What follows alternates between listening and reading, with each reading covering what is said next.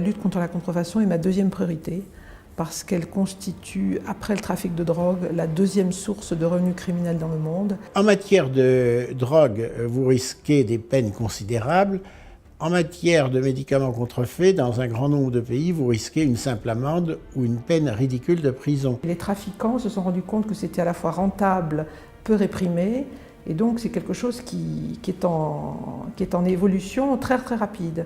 C'est une infraction parce que ça crée des dommages ou des risques pour la santé publique. Il est tout à fait étonnant de considérer que la contrefaçon des médicaments n'est pas punie à la hauteur qui devrait être celle qui, de mon point de vue, est celle d'un crime.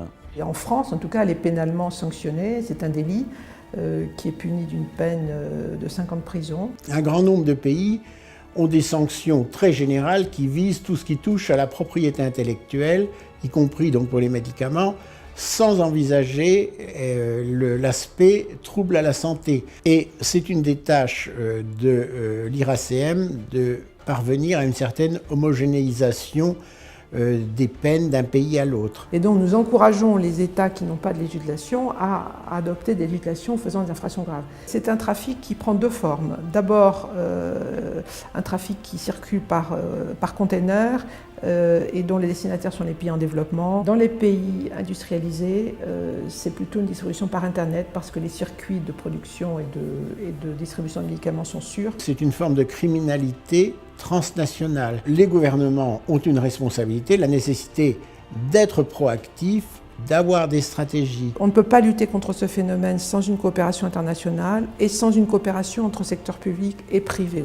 Nous travaillons avec Interpol, nous travaillons avec l'Organisation mondiale des douanes, l'Office des Nations unies contre la drogue et le crime, la Banque mondiale, nous travaillons avec le Conseil de l'Europe.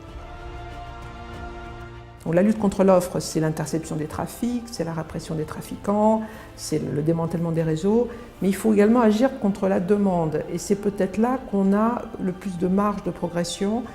Il faut informer les consommateurs.